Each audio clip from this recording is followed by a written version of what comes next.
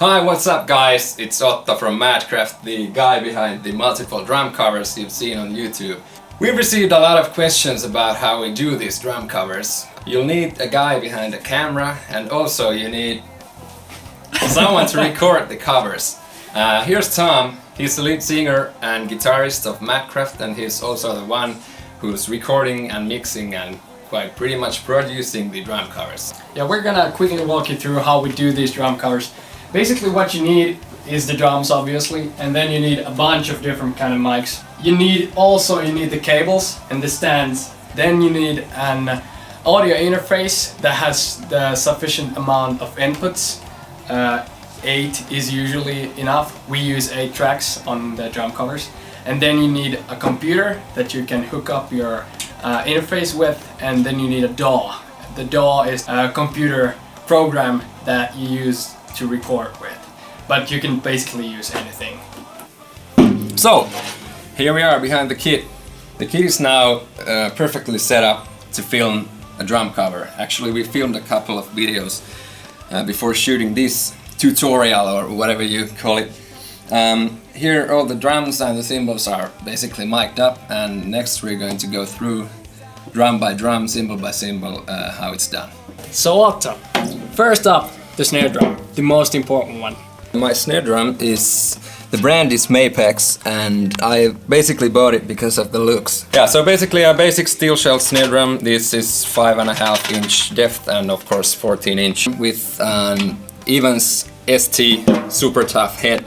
I don't mind about the brand of the snare head, but what you need is the snare head needs to be new, and it needs to be, well, not new, but it needs to be not fresh. Yeah, fresh, not overused. The mic we use on the snare drum is usually Audix i5, which is basically the same mic than the Shure SM57, which is basically the best all-around mic that there is. But for some weird reason we had an Audix lying around, and Otto started using it on the snare and it sounded fine, so we stick to that. We usually just stick the mic here. It's just somewhere here. On different covers it might be on different positions. When we mic the snare drum for the drum covers, we don't put the mic too close to the head, like this. We don't put the mic to point straight to the center of the drum. Rather, we use the mic to take the rim sound more. So we'll point it towards the edge more, like this.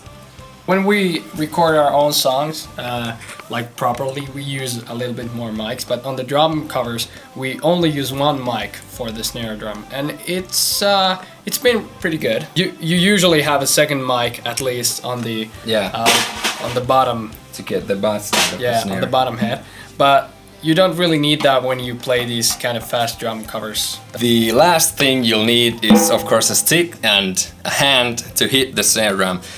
So there are some characteristics to how you hit the snare drum. Basically, when you hit it like straight to the head, you get a softer, quite mellow tone. But when you hit it to the rim,